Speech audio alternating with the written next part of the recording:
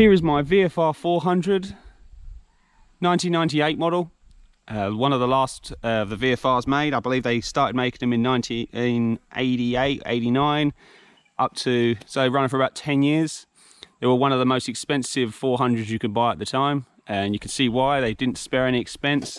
Double brakes, single-sided swing arm. I love the fact that they move that exhaust all the way to the other side, get it out of the way so you can get a full eyeful of that beautiful single wheel on the other side.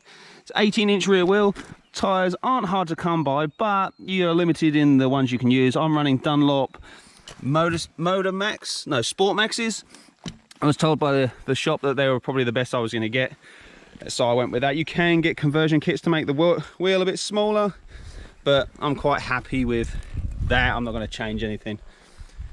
So let's have a listen to her. I do love the clocks on this. You've got the speed, the rev counter smack bang in the middle. So cool. The bike revs out so high though.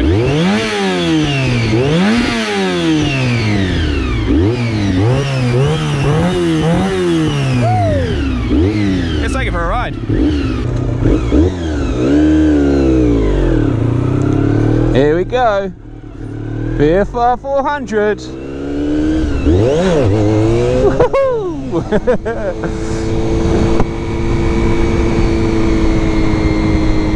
So climbing aboard this little weapon, the first thing you notice is the seat height is very low, so that's good for short people. I'm 6 foot and I have no problem on here. My knees don't touch the fairing, even with my nuts against the tank. There's still quite a bit of room, and there's a bit of room back as well, so you can move around on this thing. It's not as cramped as people would lead you to believe. It is a small bike though, but if you compare it to 600s of today, it's probably about the same size almost, maybe a little bit smaller. That V4 motor is sublime. It really is punchy. Gives you a nice bit of mid-range power, which makes it a very good round town commuter bike, I'd say. Yes, you can commute on this. I've taken this to work many times, but its real party piece is the handling. Woo.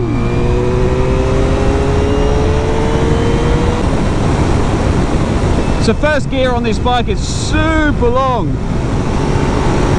I kind of find it hard to pull away fast because the engine kind of dogs it down as you pull away, and then it picks up rapidly. I think it's just the way that engine pulls its power. But first gear is really, really long. It makes for a decent wheelie, believe it or not. From first gear, dodgy road surfaces will slow down here. Talking about slowing down, the brakes on this at normal average speeds, the brakes are pretty good. But as soon as you get in the higher end of the bike's capabilities, maybe it's just my bike, I don't think the brakes are particularly very good. You might as well just throw an anchor off the back and try and slow down. Don't get me wrong, they work. They're just, I've overshot a couple of corners where my mates have turned left or turned right and I'm not expecting it, and I've hammered on the brakes to stop, and I've just gone maybe a car length past where I wanted to stop, and it's just shocked me a little bit because it's just not what I'm used to. But other than that, the brakes aren't too bad.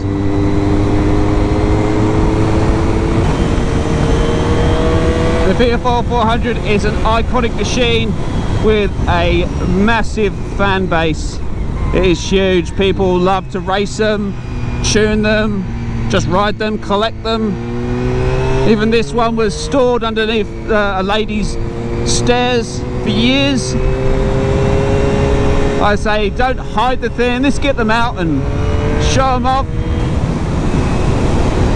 It's these kind of bikes that make you a better rider, believe it or not.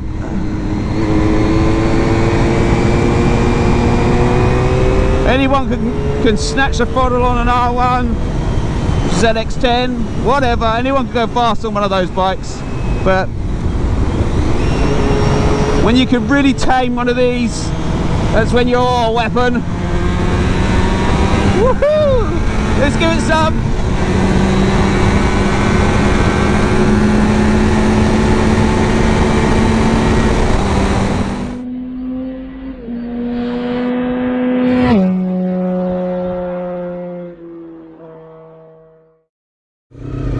Because first gear is so long on this thing, it actually makes for a pretty good first gear wheelies.